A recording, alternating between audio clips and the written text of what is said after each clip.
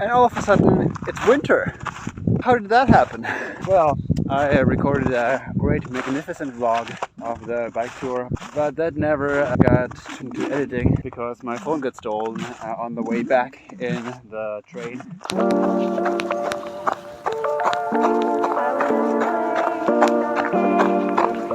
After that, I also honestly fell into a bit of a depression, so I couldn't really make any progress at all other than, well, editing vlogs that I had already penned up and starting to learn French. Well, the reason for this slight depression was because it's both becoming winter, so less sun and really bad weather. So I was happy when there was 10 minutes of sunshine in a week, and all of a sudden I would feel better for these 10 minutes.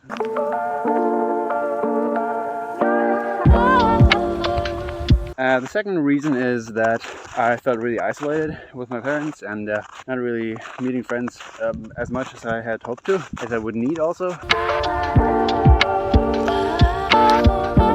The third reason is that I couldn't make any progress in my studies because the computer in the lab in Arizona kind of got bricked.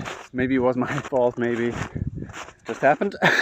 Which is why I couldn't follow any of my plans of being super productive. Yeah, now I decided that I would start being productive and doing things again, including recording this vlog. And it is because tomorrow we'll go to a workshop program thing at the University of Cambridge in the UK. I'll be there for 2 weeks trying to collaborate with mathematicians.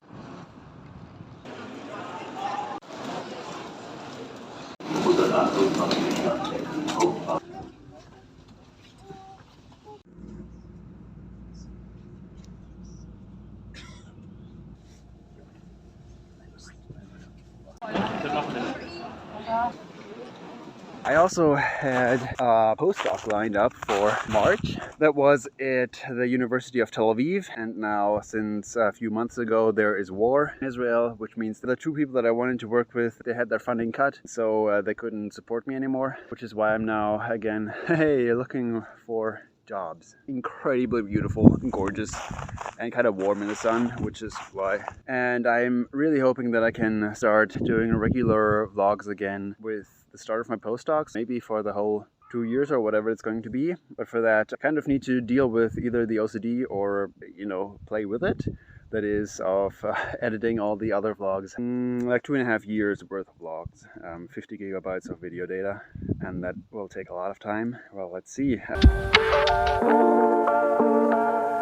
Yeah, it's very uncertain times, as they say. Very challenging, and still somewhat optimistic that life is gonna work out. But yeah, there's a big difference between the start of my PhD, where I was going to conquer the world, and now where I know that how difficult it is to keep up with it. Once I hit the wall in my 3rd year, I learned the helplessness. So now I need to get back into that. What is the next thing with which I can change the world? And since I now know what kind of to do when the winter blues comes, I did what I could, and I went out in the morning every day, made it a habit to do some Tai Chi, and that gives me some sunlight in the morning, the cold exposure as well, movement and mindfulness, all packed into one practice. That was really healthy. Really trying to keep in contact with friends, even if it's just online. That helped a lot. And I also started a habit again of 2.5 hours per week doing some cardio exercise. That could be either dancing. My tie. You cannot lie over a my tie. Let's take each other out. Let's take each other out.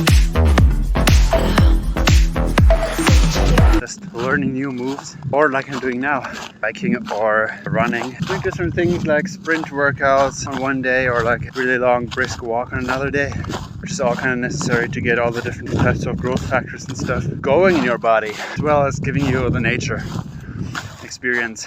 I really hate though that it smells like in London in the late 19th century, with all the smoke coming up in the air from people burning wood like we do as well. That means that my hair smells like I've been sitting next to a campfire for 5 minutes.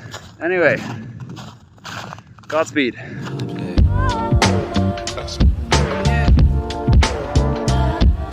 And our flight is delayed by 3 hours because the plane is still standing in Poland, probably because of the snow. We got rebooked. That's the advantage of going with a non-budget airline. Even though it's gonna be a different airport. Instead of City, it's gonna be Heathrow.